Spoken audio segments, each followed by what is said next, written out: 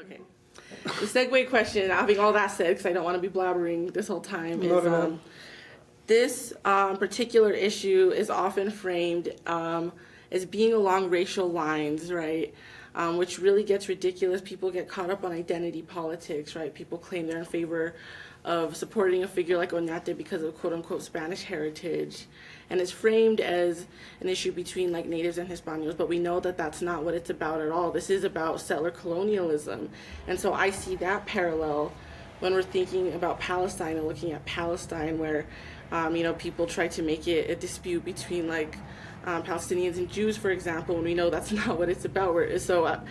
During this action, I attempted to deflect or redirect the conversation and be like, we're talking about settler colonialism, we're talking about people who are occupied, and we're talking about not any kind of ethnic disputes. We're talking about a settler colonial project where there is obvious systemic power imbalances. So I just wanted to kind of hear your thoughts on that and how we navigate these these narratives that really seek to undermine our movements and to derail us from our principled fight.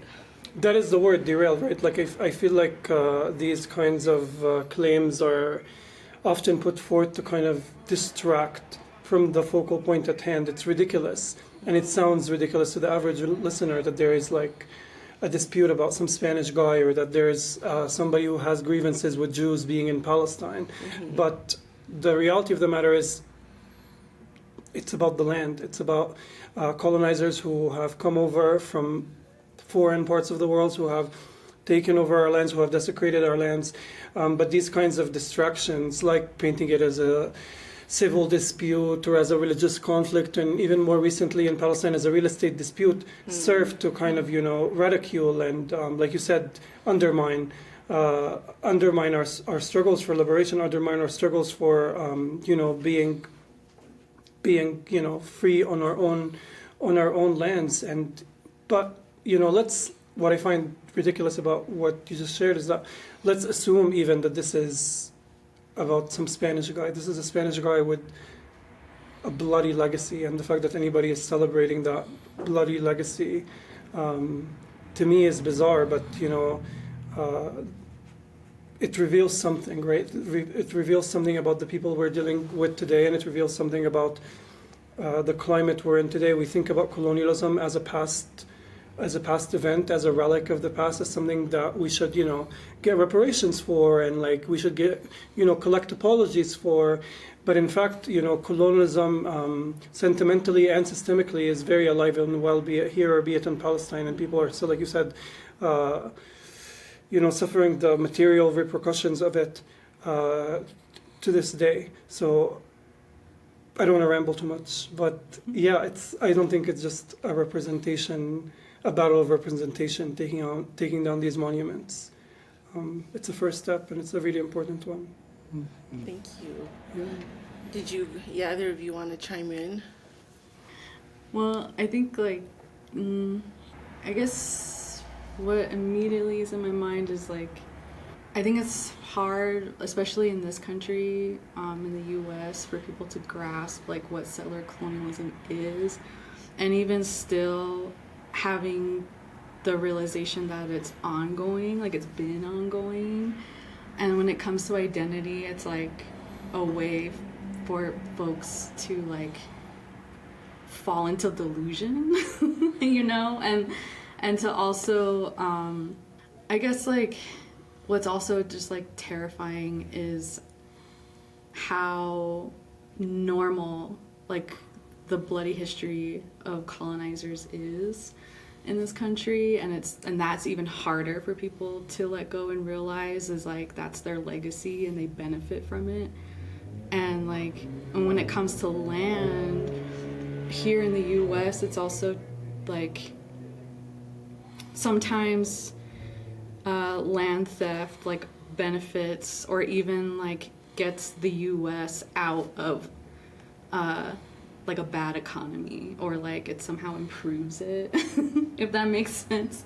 But then again, it's indigenous people are the expense of that, our quality of life, and even our history falls into that too. So I don't know. I guess that's kind of one thing I was thinking about, like just hearing you two talk. But yeah. Absolutely. I think, you're right. Like, colonialism is one of the most profitable enterprises in history. They've built fortunes. Right. The global system, capitalism. I mean, that's why we're socialists, right? And that's why many successful revolutions have been socialist revolutions. And so talking about like settler colonialism and the different ways it manifests, like on the way over. So Justine has been to Palestine, so have Dee and Kiley. And we were talking about how... Have you been? I have not. You have to come. I want to. I will eventually. We have good food. I hear. I think Yes. you never shared about it. That's why I try to talk about kanafa. Okay, we have better food than kanafa. Okay, all right. I hear you. Yeah. I'm here for that. Don't believe the hype. Yeah. All right. Right straight from your mouth. I'm going to take it seriously. So we were talking about how, we look at, we're like encouraged to look at settler colonialism on this one-way trajectory, right? But we know that's not always how it works. And like looking at, where the settler colonial project is at, or like how we're affected by it, like in different ways or unevenly. Justine said like it was really powerful to see, the way Palestinians like have this sense of like community and love for each other and working together, whereas like with a lot of Native folks here, it can be very hard to get our people, to be down with our causes. And I know that that's a unique problem everywhere, right? Is, when there's a lot at risk, people don't want to risk things by, participating in the heavier stuff. And how here, like, Native people don't recognize what's happening in Palestine as settler colonialism, right? Because we're living in almost like a future, like hundreds of years kind of past the point of occupation, right?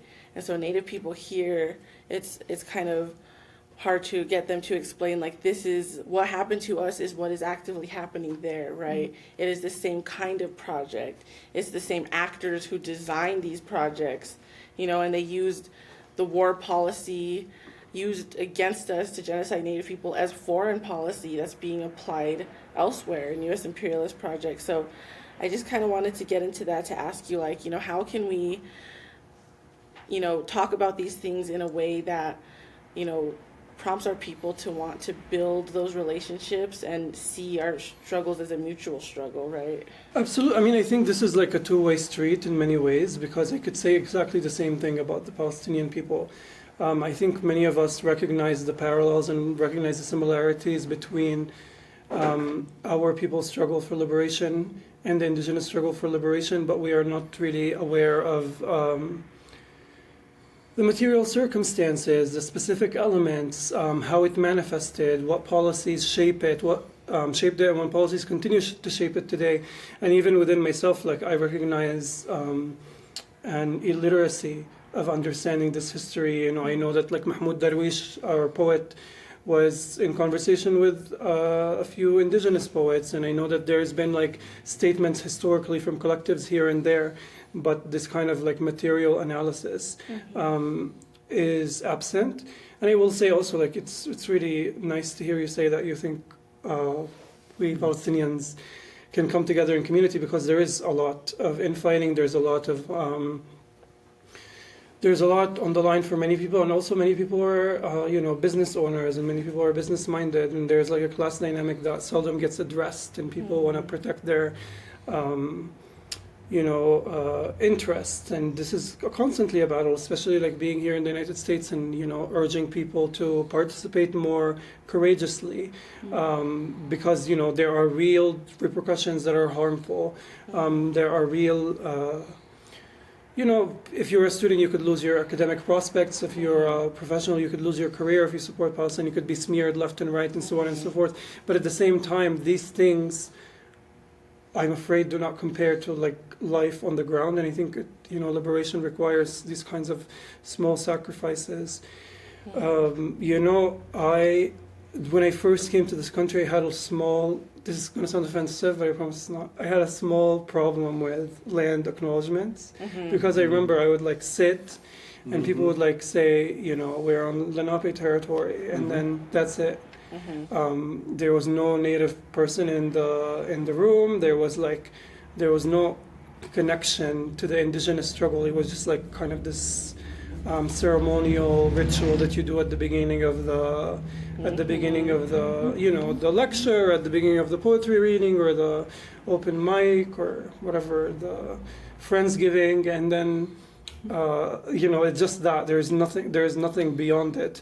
And I think, you know, this is a little bit of our own shortcoming. Now, the question, your question, now I'm getting to it, is how can we build these bridges, or like how can we encourage people to work together? It's really hard. First of all, you know, both respective communities have a lot going on respectively, that it's really hard to look outside of their own universe. But if we can, you know, kind of show one another how our liberations hinge on each other, I think that's the key. And there's lots of ways to do it, you know, culture, literature, direct actions, and so on. But I'm certainly not an expert. And I think, you know, like coming into this podcast, I was like scrambling to read as much as I can, and I realized like my own ignorance of indigenous, not only history, but like the present day indigenous struggles that are facing, you know, people here. Despite living on, you know, I can say I live on Lenape territory, but I can't say much more. And I think that's a problem. Well, thank you for saying that about land acknowledgements, because you're right. And don't feel guilty about having that position, because you're right. Yeah, we hate it too. Because it's just like I don't know. I feel like if I ever go sit down in a coffee shop in Tel Aviv and some like leftist Israeli guy with a dangly earring goes, you know, we're on indigenous land, I'm like, you should get out of my house. Exactly. Yes. Oh my God. Yes. Want to follow that up, D? They can be leftist if they haven't left yet. Yes, that's the name of the Oh my episode. God. I saw that on a tweet. I'm sorry. I saw that. That's what we're calling this. Yeah.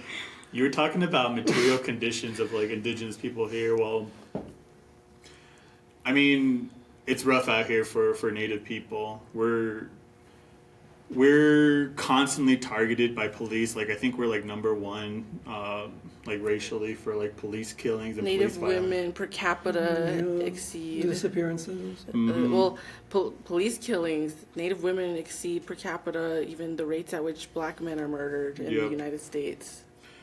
Where, I mean, I don't know if you even noticed it, but along Central, which is like this main road, just how much like unsheltered Native people there are, you know, being unsheltered on your own lands. A lot of Native people are unemployed.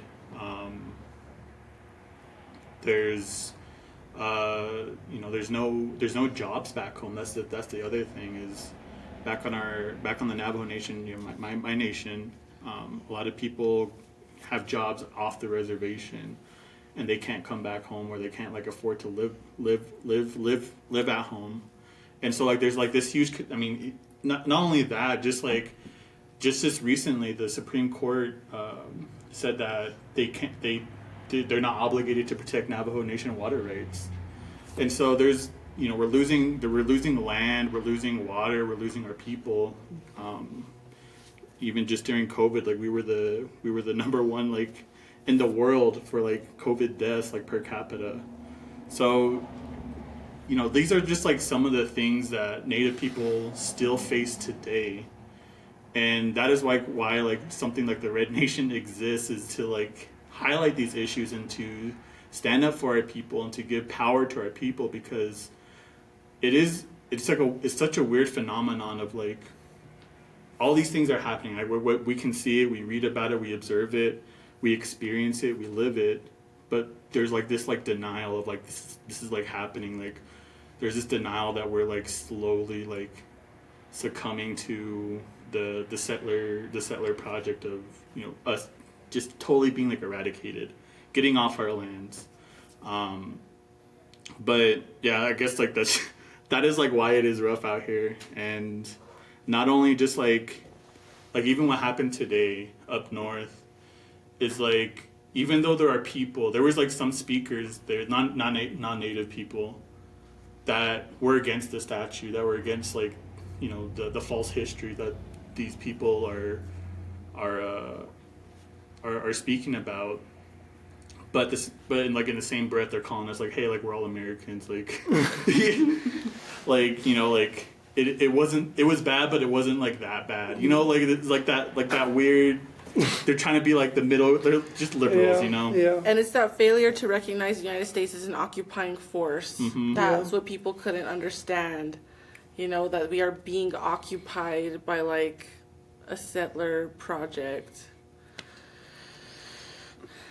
But it's like they benefit from that refusal to recognize, right? This is like, again, these are, you know, it's like even in Palestine, sorry, not to draw like, you know, sometimes when you draw parallels, it can be empowering, but it could also be like, you know, kind of, I don't want to disrespect the intimacy of each struggle, but I think in Palestine, you know, the Zionist colonization crystallized kind of in 1948, but then there was another wave of occupation in 1967, and a lot of these like well-meaning leftist Israelis will recognize the occupation of 67, and they will chant for a free Palestine, and they just cannot fathom the idea that the Arab home they're sitting in, the Palestinian balconies from which they drink their coffees, are also stolen and colonized. Mm-hmm. And you know, and that's because that's where they lay their heads to sleep. That's where they make their money. And you know, there's a lot for them on the line. There's a lot people. This is the truth. This is the truth. I think about land back. This is the truth about redistribution. This is the truth about liberating Palestine. When we talk about it, I go to universities all the time and I speak about this. And the first thing people ask me is, what happens to the settlers? And this is the compass of the person, right? This is the main concern of the person, is that what happens to the already comfortable settler. No one ever asks what happens to the people perishing away in refugee camps, or what happens to the people who are homeless on the street. And yeah, I mean, we have to be honest about these things. We were literally like making jokes, like morbid jokes before you got here. We're like, so do you mean all the land, or just like you say land back? Yeah, that's exactly what we get. You know, that's exactly what we get. And what's, you know, and then are you gonna demolish the settlements, or are you gonna live in, or like, what about the nice settlers and blah blah blah? Like, this is the concept. Ridiculous. Like, we'll find out when it happens. We'll find out what happens to settlers when it happens. Right. Like the fact that again, even in talk of our own liberation, settlers are still centered. Like, yeah, exactly. Exactly. You know, we say from the river to the sea. I can't speak. We say from the river to the sea, Palestine will be free, and there's this like ridiculous charge that this is a genocidal chant that we want to. Somebody invented the story that we want to throw all the settlers into the sea. And I like to make this joke that they should learn how to swim. let's go. Yup. That's just facts. All I heard was facts. Same. Like, for real. Jeez, so I mean, talking about that's like straight no, like, I don't know if you want to publish this podcast. Oh, yeah, we are. I mean, we always say like Santa Fe can only be cleansed by fire. Yeah.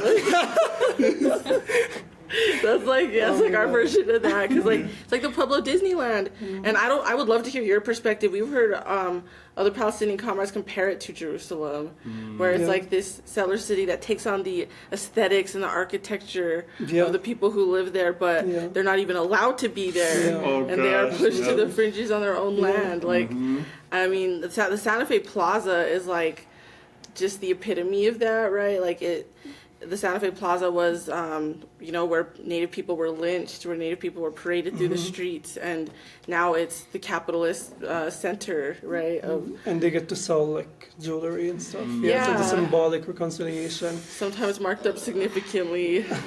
I mean, if it's being sold to white people, it's fine. Should we get into that conversation? Oh, no. Wait, but I want to say something though. You know, like I think, you know, like even when we say comments like cleanse by fire or like throw them into the sea and all of these things, you know, these comments could literally end one's career. Right. Mark Lamont Hill said one time that Palestine should be free from the river to the sea, and he got fired from CNN. And I'm always so fascinated by this, right? Yeah. Right now in Palestine, there is a bulldozer demolishing a home. There is a teenager being held indefinitely without charge or trial. There are 2 million people in the Gaza Strip living besieged, without access to clean water, without right to movement. There are people right now in the Masafariyat and the South Hebron Hills who are, you know, confronting settler aggression. There are people in Jerusalem who are praying and hoping to return to their homes in Haifa. There are people in Lebanon, right? This is all happening on the ground, and yet the thing that gets attention is like us making a joke about settlers. The language with which we treat our settlers is the thing that, like, even here there is, you know, the highest rate of police brutality. There is like disappearances. There is homelessness. There is shrinking land. There's shrinking water. There's no water protection, and yet a comment like "cleanse by fire" is what could get you a headline in the you know, paper here. Yeah. And that is nuts. There is like this belief and this obsession with aesthetics in this country. They have like, they've told themselves a narrative, and as long as we can keep it under wraps, then everything is okay, right? We could have homelessness and we could have police brutality and blah, blah, blah. We could say to each other that this is the land of the free and it's all good. And then you become public enemy number one as soon as you disrupt that narrative. And that's problematic. And I was trying to escape that conversation about the marked up jewelry. You know? Yeah. Yeah. I mean, if you don't want to have it, we don't. No, I'm joking.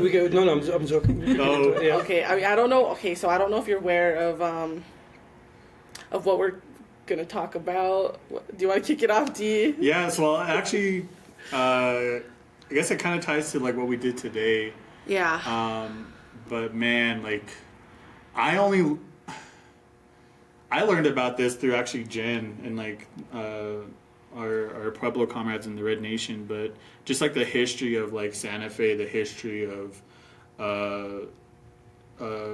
Indian market, of the was it the play that they put on The Entrada.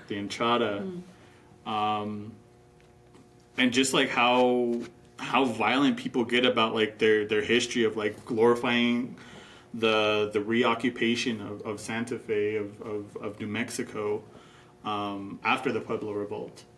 And I don't know, this gets like really deep in the rabbit hole, because then you're gonna start talking about like why why Native people still continue to sell at Indian market, why they still have to like put on like this aesthetic to like please the colonizer's eye, and just like, I don't know, Jen was talking to me about this, of like how, you know, Native people still do this just to like, I don't know, sell their jewelry, or to just like uphold like this aesthetic that, I don't know, like that colonizers love, or like the city loves.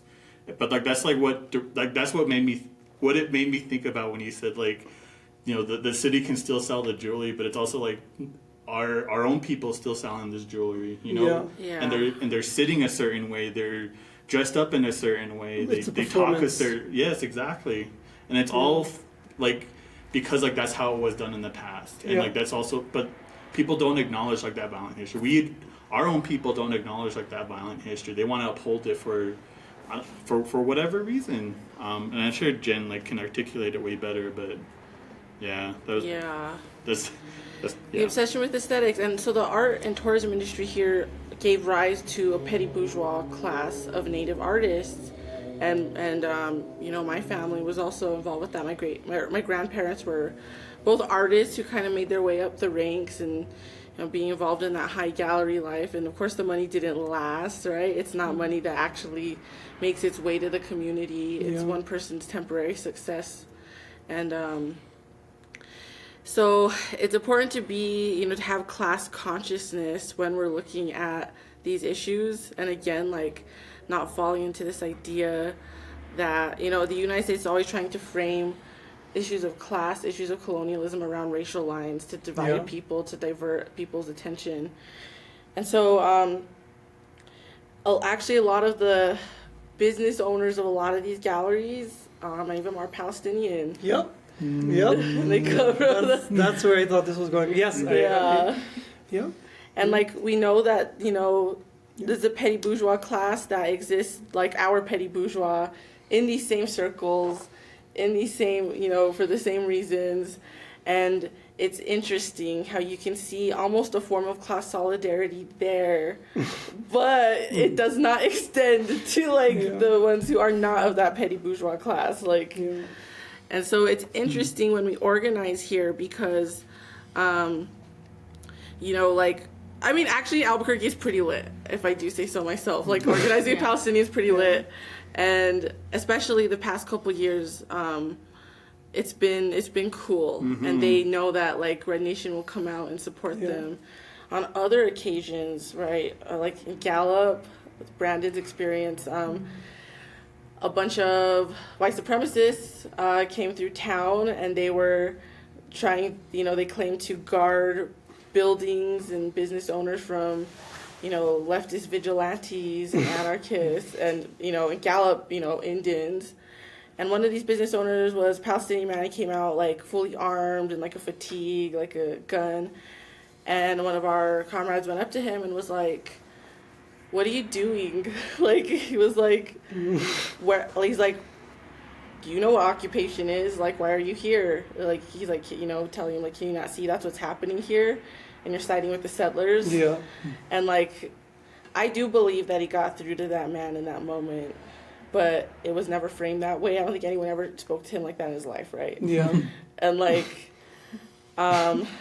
you know, especially even with the children of some of these business owners, they're more progressive, and they're, you know, interested in, like, working with us. And it's just, just thinking about that dynamic always reinforces for me the importance of the class analysis and the revolutionary, like, discipline, right? Organizing on the basis of identity alone often stays relegated to the realm of what's acceptable. Yeah, it's absolutely a failure. Yeah, I mean, I was one of my, like, coolest friends is Mustafa's from Albuquerque. Yeah, you know, we love him. That's hilarious. That's crazy. He was telling me about this, and I was shocked and appalled, but at the same time, you know, you understand how these things happen. There will always be benefactors, and there will always be, you know, even like in the early stages of the occupation on Palestine, there were Palestinian people who were like arms of the British imperialism, and today there are people, the Palestinian Authority, are like arms of the occupation, and I hope they don't kill me. But yeah, this is why, like, identity alone is, like, doomed to fail, and this is why, like, I have a huge problem with, like, you know, here in the United States, there's, like, hyperfixation on symbolism. Palestinians, you know, knafe, this is, like, the thing. Knafe and hummus and, like, the kafiyya and all those things which I love and admire and stuff like this. But I feel like sometimes we use them as scapegoats. We use them as, you know, to just, like, escape, you know, doing real work or, like, understanding the material issues on the ground. We, like, cling to our symbolism and our, you know, and these things, and we forget that there's, like, intersections through which we may be harming each other, and we forget that actually, you know, we here in the diaspora could be doing a lot actually to uplift people in Palestine. And this is where, like, this is the downfall of the downfall of identity. I mean, like, we've had black people in the United States administration since I was a child. I remember Condoleezza Rice, or I don't know how you say her name in American. But yeah, and the conditions of black people in this country have not, gotten any better because of this, like, elite capture of people getting these positions and stuff like this. So it's really disheartening to learn about these business owners, and I think it's also something that we should not hide under the rug. It's something we should talk about and we should address, because it reveals a rupture, and it reveals an area for salvation. I mean, I was in Atlanta for my undergrad studies, and I would see like how some of the upper class Arab Americans would not engage with the Black solidarity actions. There's many things, and this is like certainly something that needs to be talked about. I'll stop here because it's been like 10 minutes. For sure. No, thank you so much for everything. I know D, you're itching to say something, so the floor is all you two. Oh my gosh. Okay. So the kanafa thing. Oh my god. Okay. This requires a bit of explaining in context. So, when I went to Palestine, the food there is amazing. Like, the vegetables, I'll tell you something. It's great. Yeah. Vegetables here are not real. They're not. Okay, so maybe that's why I don't like vegetables here, but, like, I swear, like, I'm just like, just meat, cheese, bread. Like, no, get the vegetables out of here. I don't like cucumbers. I don't like tomatoes. Don't put nothing on my You don't like burger. tomatoes? No vegetables. Tomatoes are my favorite thing in the world. Well, I don't blame you because when I one night we were in where are we? We're in not Lift. Oh man. In Jerusalem? No, it's Ramallah? like it's not Ramallah. It's like this huge like. There's like a canyon side, but inside there's just like a beautiful garden. The history of it is just like no, not Nablus. That's where the kanafa is. Oh my gosh. Bethlehem? No. Jericho? Not Was it a Batir. Batir, yeah, Batir. Yeah, Batir. We're in Batir, and I forget his name, but he shows us around this whole garden. It's like the most beautiful garden I've ever seen. Yeah. And then we have it's about this time, it's like nighttime, it's dinner time. Comes out, have like those huge plates of just rice and chicken, it's like the upside down thing. Ma'louba, yes, and then all these little plates of just all these vegetables, like just the freshest vegetables I've ever eaten. My Palestinian comrade Nadia, she gives me like a cucumber. It's about like it's like this big. It's like a tiny cucumber. She's like, "Here, eat it," and I want to capture on film. And they know I don't eat vegetables, right? So I eat this cucumber. I'm like,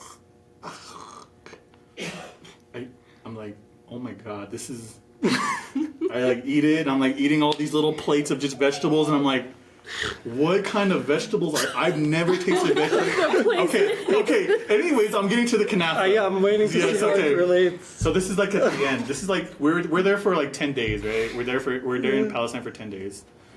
It's like the 9th day. This is like our last night there. We go to we're in a Ramallah, and there's like all these kanafa shops, and we go in. I don't know what kanafa is. They're like, you like something sweet? But you're in Nablus. Huh? I thought you were in Nablus. No. We never went to Nablus. Oh, okay. Nablus is that's where kanafa. the alleged birthplace. Yeah, it's alleged. Disputed, but it's this is where I'm getting at. So I'm eating the kanafa, and then I'm told by my Palestinian comrades, they're like, "Did you know like there's different styles of kanafa?" Mm-hmm. And like just depending on like which style you like, it's just there's like a little debate, right? There's like a little just like, oh, you like that one? What do you? Wait, do you want to give listeners context about what is kanafa? Yeah. So well. Since you love it so much. Okay. So this is all related. This is coming to this is where it's going. So when I hear about this beef, right, of like which kind, who likes which kind of style kanafa? I was thinking here in Turtle Island, we make fry bread. Have you ever had fry bread? Top D. We make what? Fry bread. No, I don't think so. So again, just like how Nablus and kanafa, like that's like the birthplace. Navajo people, Diné people, we made fry bread. The pioneers. Yeah. Just because we were getting, we mixed it together. We made magic. We made magic out of nothing. So. Oh my god. No. I believe there's a punchline. No. Okay. I'm still holding on to the punchline. So Navajos are like people from Nablus who claim that they made fried bread. Exactly. Yes. Right. And it's the best. And you know what? We'll make you if you're. I'm sure fried bread is much better than kanafa. I'm sure there's going to be a fatwa over it. So if context is kanafa is just like cheese and Wheat. Yeah, something like little Shredded sugar. wheat. shredded wheat and sugar and like a shit ton of syrup. Yeah. I don't like it, but people love it. And there's like khishne wa na'me, so like rough and soft. Mm-hmm. It's like it comes in fingers, blah blah blah. It's like, you know, when you bring knafa to the house, it's like, oh, it's like, you know, Yeah. celebration. My family loves it, and they fight about. Mm-hmm. Mm-hmm. And my aunt who lives in Nablus, she makes it from scratch, which is crazy, but I don't like it that much. Mm-hmm. Well, I guess The like, cucumbers, I agree, cucumbers, amazing. the best. Kanafa, I can't really have it anymore, but you know what? Like, Yeah, this one time, our comrade Samia made us a sheet of kanafa, and we were like obliterated. yeah. It's We heavy. can't digest dairy. Oh yeah. Yeah. It's heavy. It's a lot. It's a lot. We ate it all. And we drench things in syrup too. We do. Oh my Yeah, goodness. we Best do. part. Mm-hmm. I don't know. I love cheese. Really? So I'm not the person to ask. I know. This is an unpopular opinion. Usually, it's like it gets me kicked out of places. No, that's like me saying I don't like hot Cheetos as a Native person. Yeah. Really? Yeah, they're like white.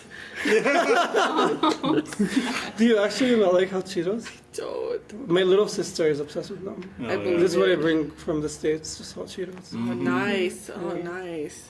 Heck yeah. She asked me for a Starbucks cup, but I feel like that's crossing a line a little bit. I mean, that'd be crossing the BDS Yeah. line.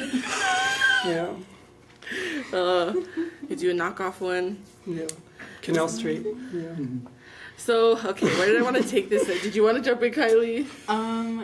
Yeah, but my question's kind of like a pivot away from From fried bread? from fried bread and food. Go off, Kylie. Okay, it might be a little, like way off topic, but I read your article about the importance of writing and like what the role should be of writers like in movements without having to kind of be like symbolic or like metaphorical about movements and liberation. And so I guess I'm thinking, when I was reading it, I was thinking about like here in the US, how we're kind of like in the era of, social media activists, like celebrity activists, but we don't necessarily like pay attention to like grassroots organizers or like even like grassroots organizers that want to write, but it's like, who's gonna read it?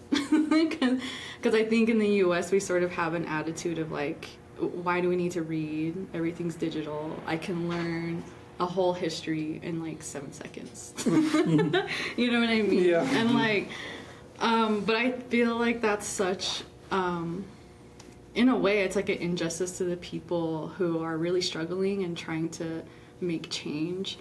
I guess I don't really have a question, but it's more so like a comment, because your article sort of ended like open, but that was like the purpose of why you wrote it, was just to like pose these questions to an audience. And I think like I didn't join Red Nation until I was like an adult. And I was like a liberal for a really long time.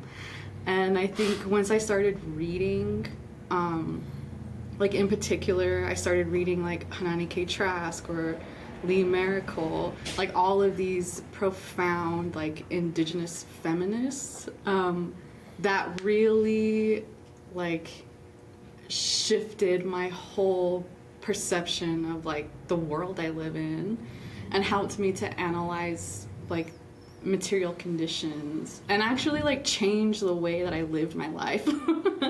I believe that. But I guess what I'm trying to get at is like, I think with writing and reading and like studying, the role that a person who aspires to write about like movements should like be engaged, but also like be engaged with the people who care about an organization and like care about its existence for the long term. You know what I mean? Like, because I think also too what happens is that we'll pay attention to the person on the megaphone, but we won't pay attention to the person who's like calling the meetings or like taking notes. You know what I mean? Like, because I feel like those people are often erased and their histories are erased. And so it makes me think about what I know about like the American Indian movement. Like, I only know the famous like members, but not like, I think I didn't know about like the women of AIM until way later, and like their important role in like carrying that movement and that organization and the history. Like, but yeah, I'll end there. But I just wanted to like say that to you because I feel like that article you wrote was so important and very like needed questions, especially for anyone who's like entering an organization, or they're like starting to learn about Palestine. Anyway, Yeah, I agree with everything. Actually, funnily, a few of my friends told me like, oh, you know, I don't like it when you're not assertive in your writing, because it's true. It's like a really hard.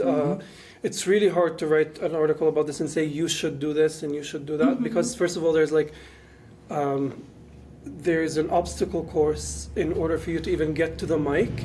And even when you do get to the mic, not everyone has the capacity to speak on the mic, or receives the mic. And then when you do receive the mic, you have to like perform this like almost perfect victimhood. And there's like this delicate balance here, because you know movements need faces, unfortunately, but it's true. Movements need icons, but then by establishing and creating and celebrating icons, you are throwing entire movements under the bus. So it's like a very weird contradiction where you need the face, the personal, protagonist to get into people's living rooms, but and then you like give this protagonist, you give him like all of these awards and platitudes, and you give him recognition, and then like it's all symbolic reconciliation, and then the movement itself is like paid dust, and it's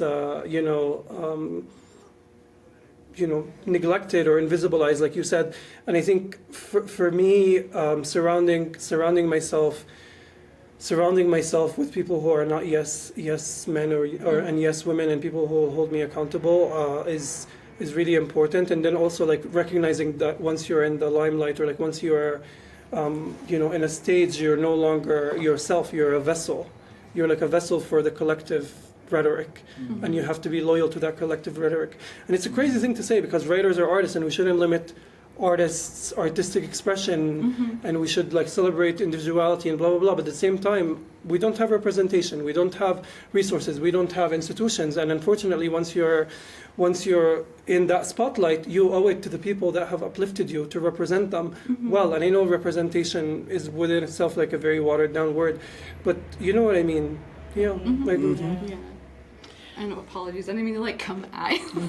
No, I agree. No, absolutely, I agree. It's like it's like an elephant in the room, and then like I'm always like questioning all the time. And I wrote about this in the article. If any of this matters, right? We talk about the importance of narrative building, and the importance of like shaping public opinion, and how like culture and literature should be able to shape public opinion.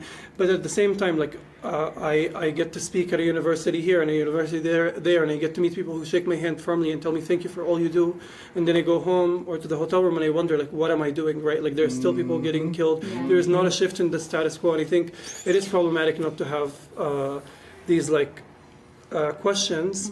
And it's really important what you said. It's like we're really good. Kwame Ture actually also says this. Like we're really, really good at mobilizing people. We're really good at getting people into an arena, but we're not good at organizing them long term.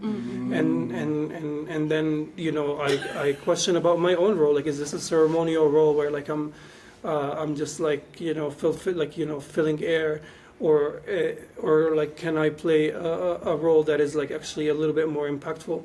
And it's a real struggle, and it's hard. It's hard. It's really hard. It would be crazy if I thought, that I was like, a freedom fighter with my rifle and I was like liberating the land. I think that would be crazy. But I think it would also be crazy not to question yourself and not to question the role and the position you play, because also as the years go by, you receive more allocates, you receive more recognition, and you think that recognition is an alternative for material change. Yeah. It's talking so fast. Yeah. Dun, dun, dun, dun, dun. Absolutely, like, sorry. No, okay, no, absolutely, like, because I think, I guess, like, let's see, I'm trying to, how should I formulate what I'm thinking? Because I was also thinking, like, there's other side to, like, writers, too, where, it's like we all have a story, and somebody needs to tell that story. Like, and then those stories live on, right, like, in the long term. And I think about, like, some of the stories that I read and study is from the past. And so when I read it now, it's kind of like an affirmation, like, okay, you know, I'm on the right track. Like, everything I'm experiencing right now is not new. And, like, somebody has already thought about it and put it into a piece that can speak to me or, like, speak to an audience or to others who have just, I don't know, like, existential questions of, like, you know, like, how do I continue, like, navigating while living under, like, settler colonialism. And I think that, like, whatever we produce or create or write now, it's going to be, like, just, like, so profound to the next, like, people who, like, want to, like, preserve this history or, you know, read how we achieved liberation. Yeah, so I guess that's how I think about, like, writing and just, like, because even my role in Red Nation, I'm more of, like, a behind the scenes person. I do a lot of, like, admin work and, like, I contribute to, I don't know, I guess that's, like, my contribution, my sacrifice, I guess. But I think about all the pieces that I've read that just inspired me to, like, keep going and keep doing that work because it's needed. And I just hope that other people find that gift too. Absolutely. But not to, like, center myself or anything, but yeah, I guess that's just, like, why, like, literature is so important in a movement. Absolutely. Have you read Lord of the Rings? Or do you know that Lord of the Rings? No, I know what it is. Okay. I have not read it.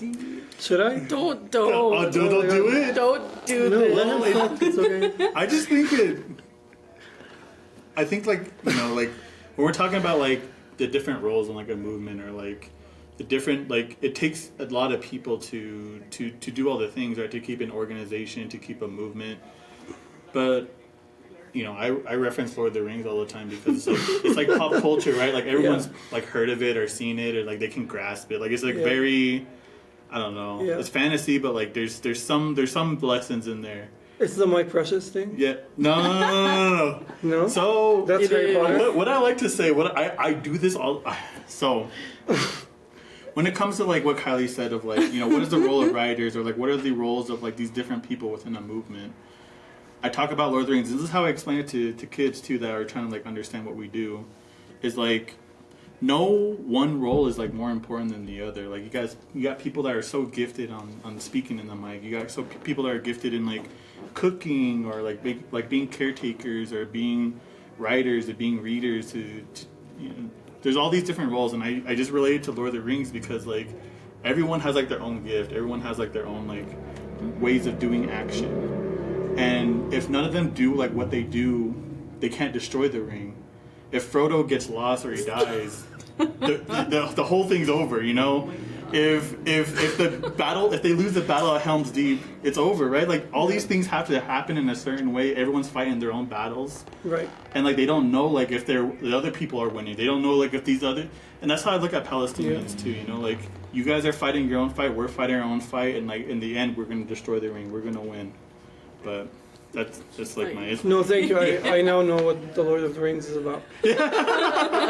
So, Dee's favorite. I was thinking about how today I just randomly flipped open Chairman Mao's quotations, Little Red Book. No. And it was the part on violence, and we were just like, we needed that today because it was just like talking about like, it was speaking out against individualism and adventurism. It was like, if you want a political action to work, you need to represent the will of the people. Like, that's literally what it was saying, right? Yeah. Like, and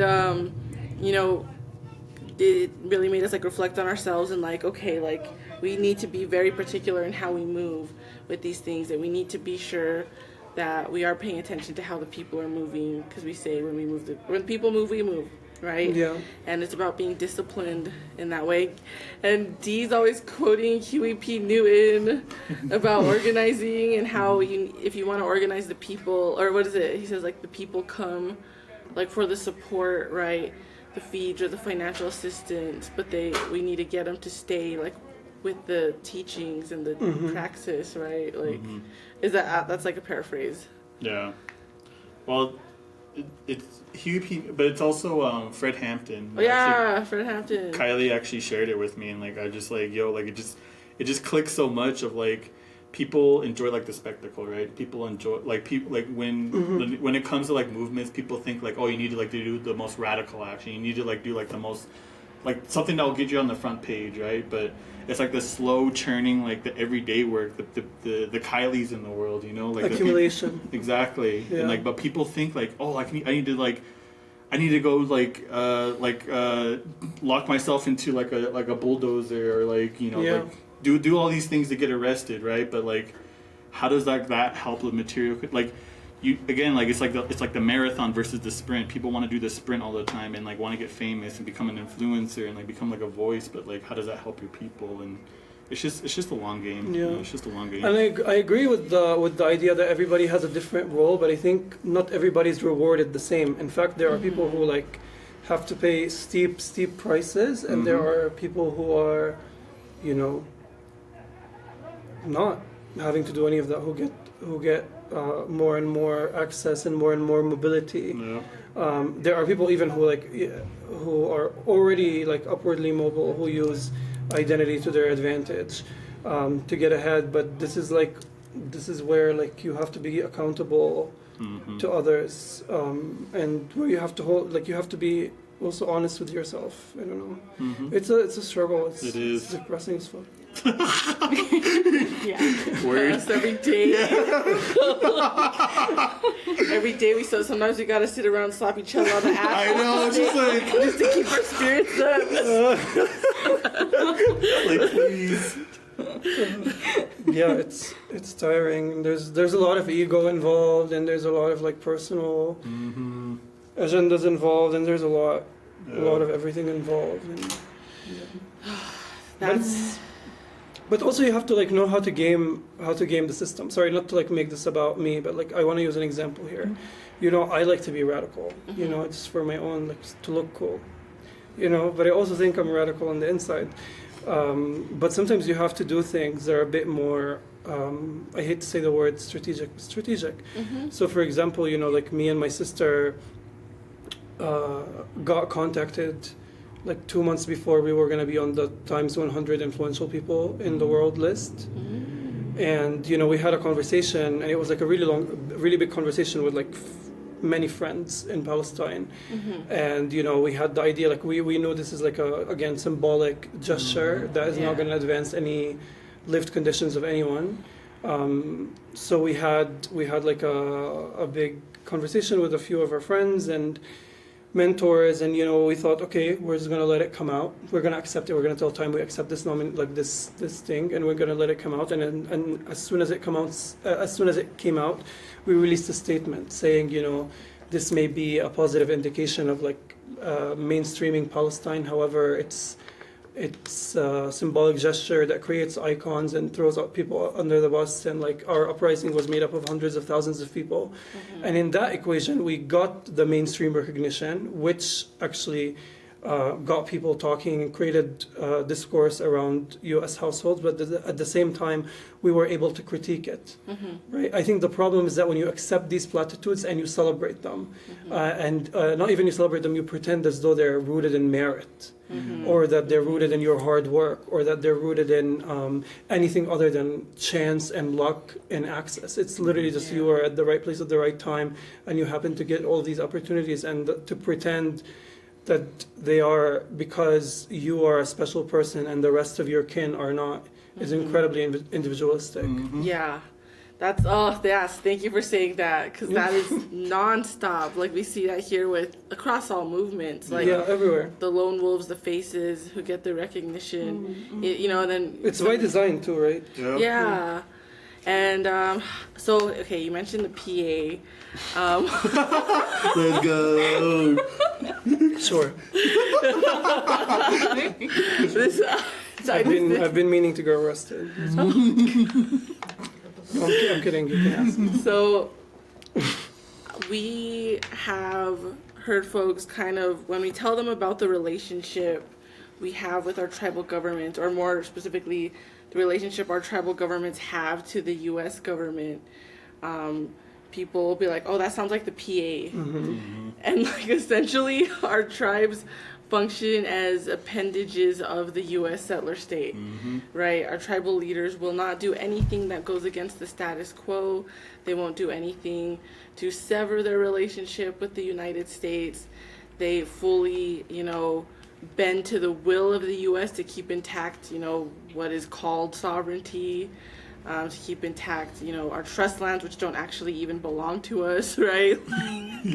And, many times they can be a part of our greatest obstacles achieving what we want to achieve, because they're essentially mediating that relationship between us and the occupiers. And so I just kind of wanted to you don't say only what you feel comfortable saying, but... No, I mean, replace everything you said with Palestinian, and you got it right there. It's the truth. It's like they are subcontractors of the Israeli occupation. They are appendages, as you said. They mediate. They are henchmen. They don't go against the status quo. And they have built within the West Bank a neoliberal economy in which everybody relies on the Palestinian Authority. Everybody is, up to their ears in debt. Everybody's just struggling, and it's hard. It's like you said, our biggest obstacle. I could not conceive of liberation if we have the Palestinian Authority at the helm. I could not conceive of like a nationalist project that is progressive if we have them at the helm of anything. I don't want to replace our oppressors with people that look like our brothers. I want us to be free, and it's really hard. It's really hard. It's really scary. It's like a lot. It's intense. They kill. Like, it's also not, in every colonial entity has had its right arm of the indigenous or native populations who service it. Yeah, that's the word. And oftentimes in our literature, in our tweets or in our circles, we ridicule them. We think of them as stupid and dumb, and they can't read. But at the same time. They're dangerous and they're crazy and they're armed and they are powerful and they are backed by, in our case, backed by the U.S., backed by the Zionist regime. Despite all of these aesthetic differences and despite them accusing them of anti-Semitism and them accusing them of anti-Palestinianism and blah blah blah, they're at the end of the day bedfellows. And it could be quite jarring for the everyday listener to look at the Palestinian struggle and think of this, think about how we have some of our own people going up against us. But at the same time, it's really important to just situate it in the global context and the historical context of colonialism. This is a phenomenon that has existed, and as you're telling me right now, it continues to exist here and in Palestine, and it's I don't know, but I think I think, I don't know, optimism and cynicism, it like depends on the day, and I think today I'm optimistic. Mm-hmm. Things are gonna, Let's go. things are gonna change, I don't know, tomorrow. I'll let you know. That's so real. Like, thanks for that transparency, because like Yeah. the thing is, like, you know, right, when we maybe even sometimes ourselves become idols, people dehumanize us even through reverence and Yeah, like absolutely. being human about how we feel about what is at the center of our lives and our work is like really important.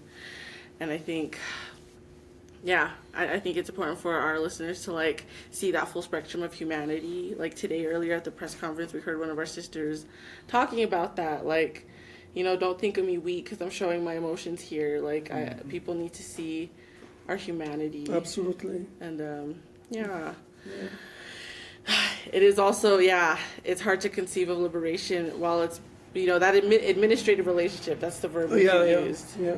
Yeah. Yeah, it's that subcontractor, Mm-hmm. subcontractor type that like does the dirty work for them. Yeah. But it's not gonna last forever. That's right. That's right. Yep. Now a nation government got to come Oh down. my There's Heard it here first. yeah, there you guys want to dive into that? Oh my goodness. Oh, I would love to hear more about Go that, for it, but we Dean. could do it off the record too. Yeah. Yeah. It seems like a longer conversation. Yeah. We got pictures to show you too. Oh my god, Mm-hmm. Yeah. not receipts. Yeah, receipts. Yep.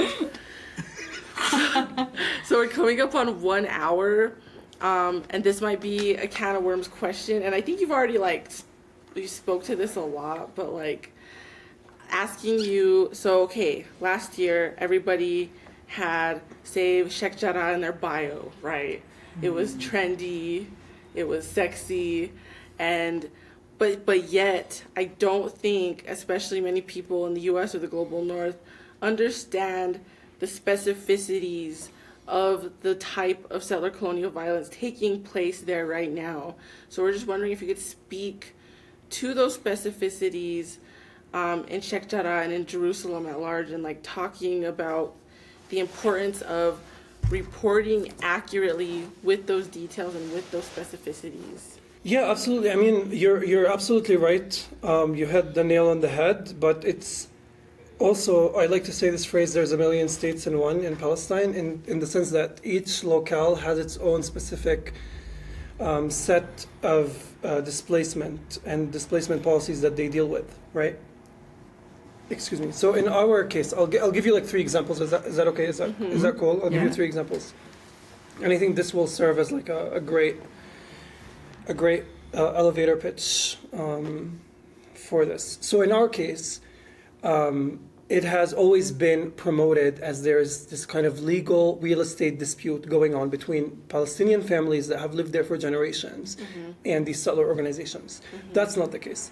Our neighborhood was built as a refugee housing project in 1956, after all of our families from various Palestinian cities were thrown out of their cities and their homes stolen. We were there, and then in the early 70s, you had these American-registered, U.S.-registered settler organizations coming and saying that they owned our houses, that our houses were theirs by divine decree.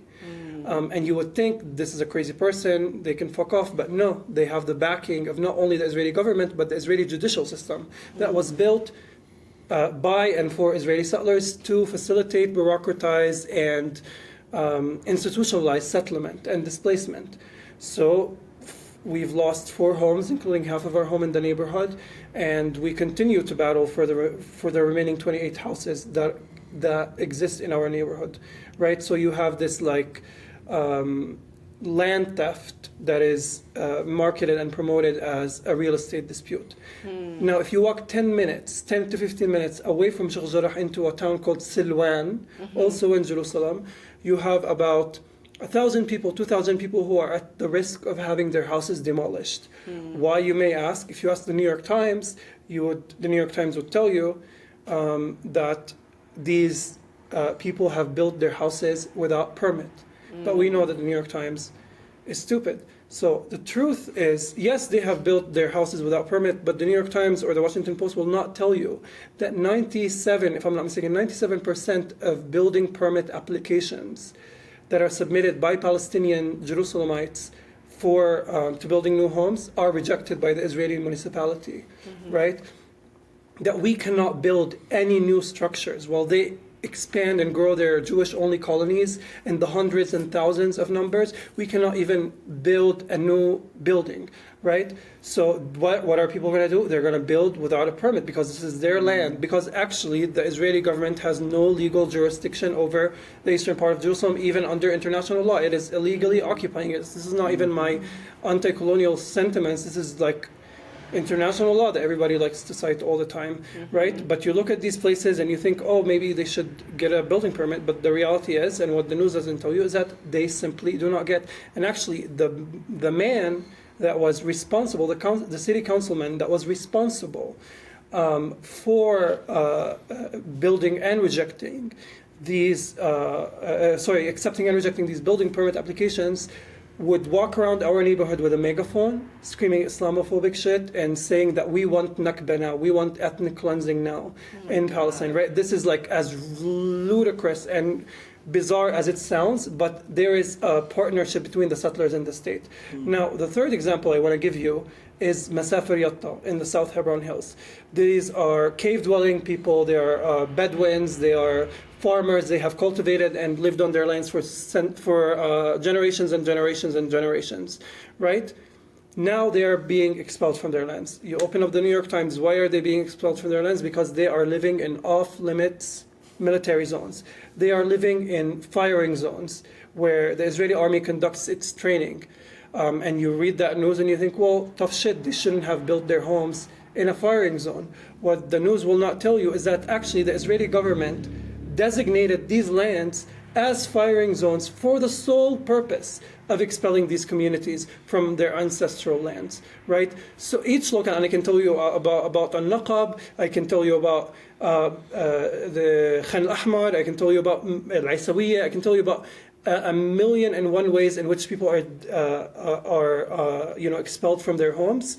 But this is my elevator pitch. If this was like we were going to the 150th floor, because it was a long elevator pitch. Yeah, it was perfect. It's like the longest. I mean, I learned so much in that elevator pitch. Thanks. Yeah. Anytime.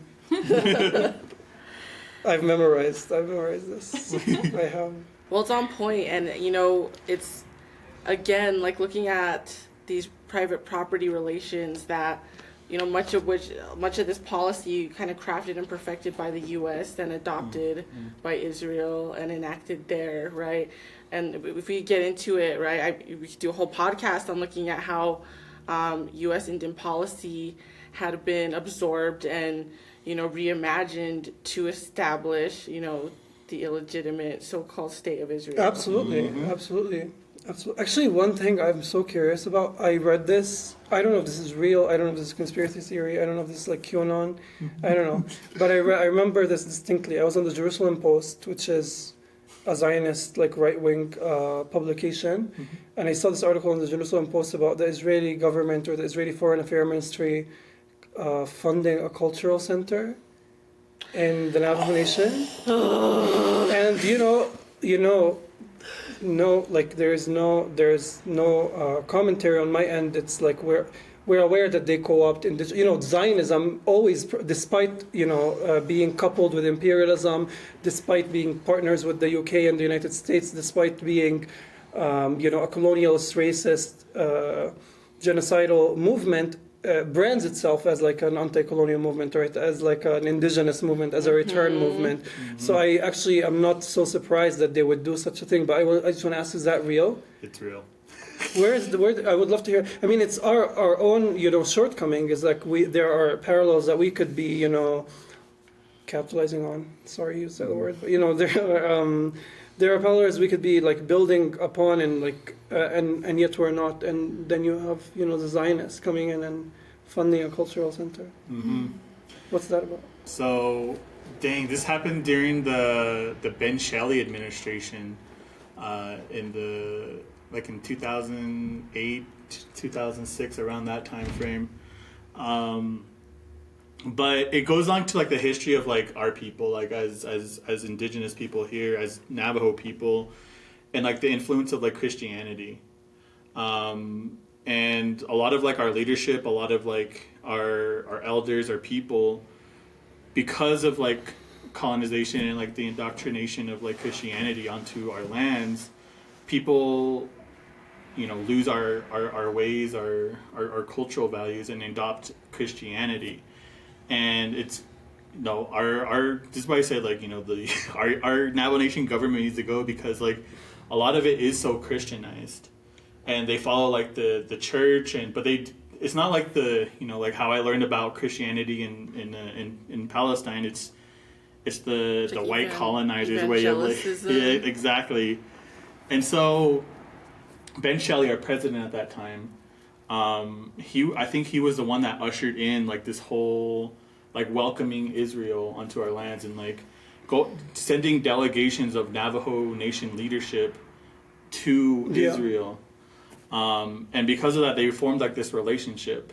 And it was there that Ben Shelley said, like, you know, Navajo Nation supports Israel like 100%. Like, we stand with like Israel, like Israeli people, and that, you know, all these, it's like Israeli nonprofits, right? They come into our lands, and that's how like this formation started. And like it's mostly like our Navajo Nation leadership that moves that way, but it's not necessarily like the will of the people. Of course, absolutely not. It's similar in like Arab countries that have normalized ties with Israel. It doesn't reflect.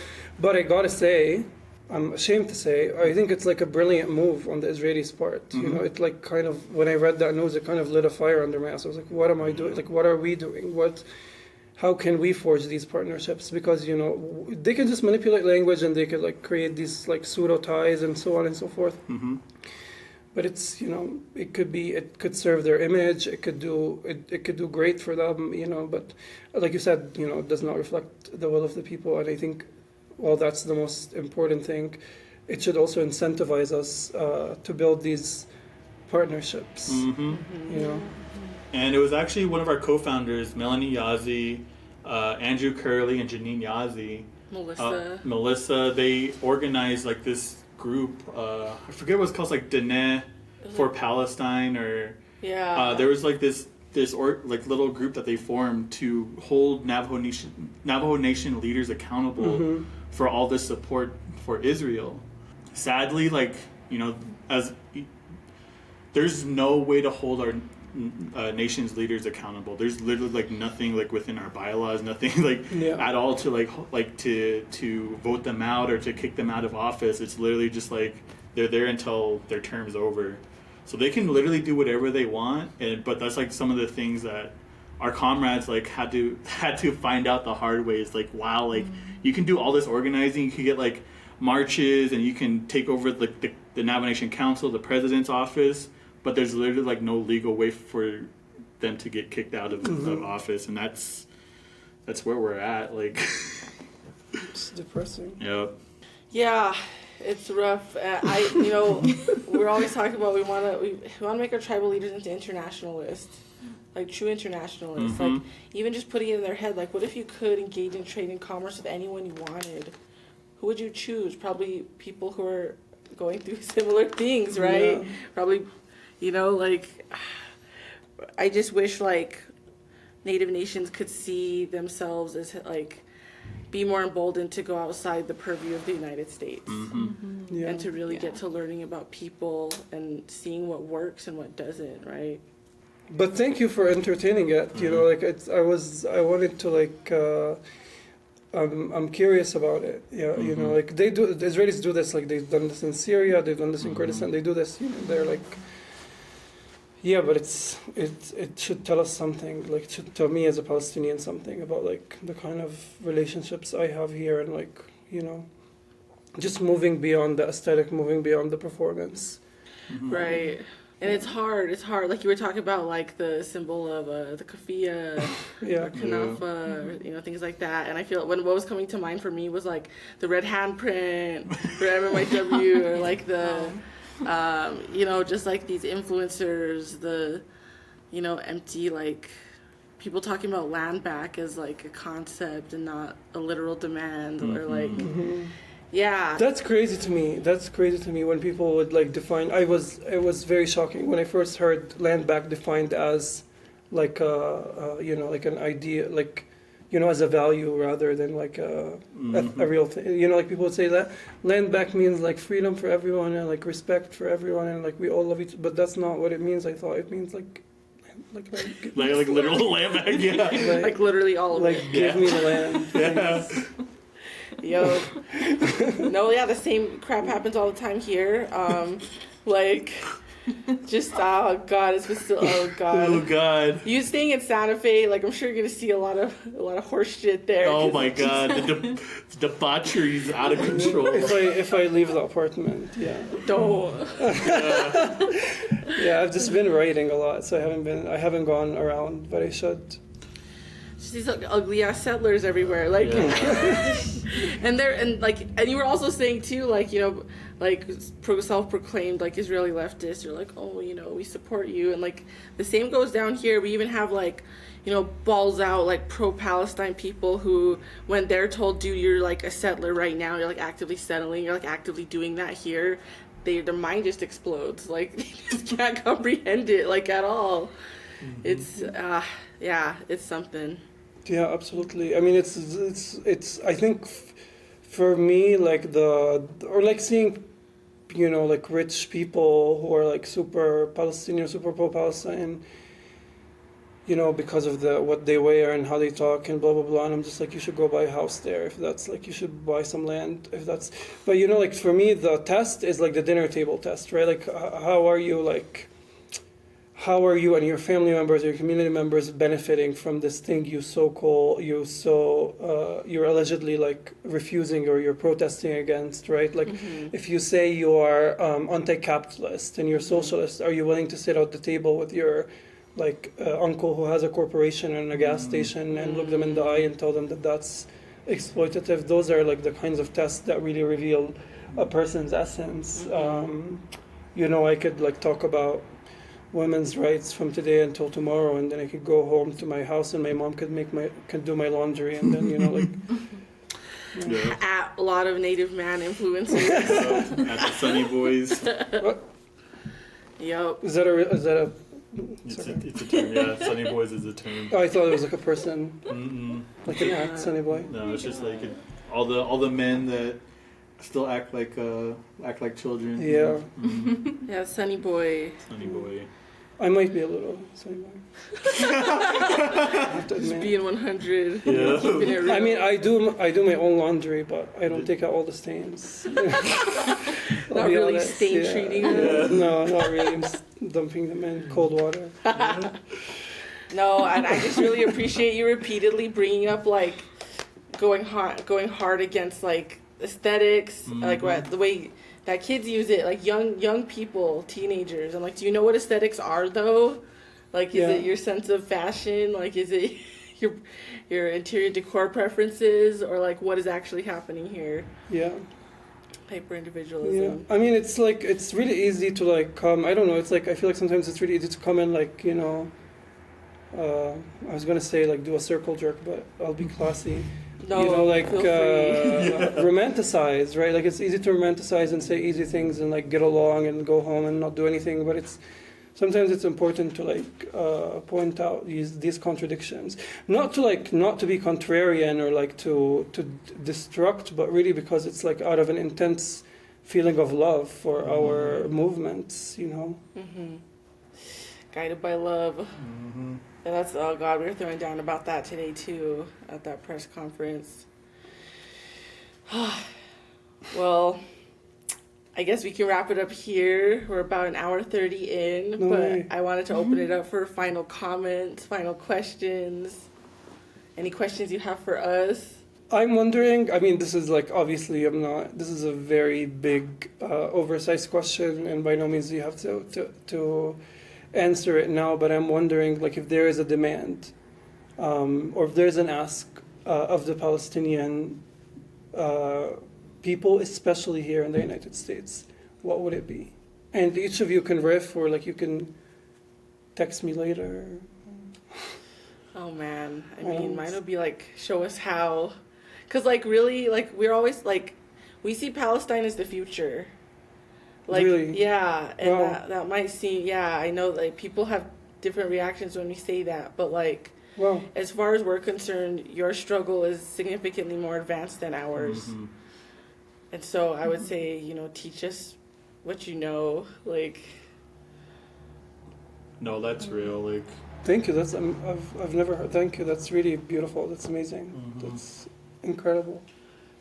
like when I went to Palestine I'm building off of what Jen says, is like, I got so emotional. Like, I, like, knowing, like, how hard Palestinians resist occupation and colonialism, like, it, like, that's what keeps me going every day, is like, oh man, like, this sucks, like, I'm thinking of quitting, or like, I just kind of want to give up. Like, it's like, you say like, oh man, like, it would just be easier to just like, do what like a majority of my people do, is just like, don't even like think about any of this stuff, like just watch football, or just chill at home, like don't even think about anything, turn off the world, like just watch TV all the time, just like just relax.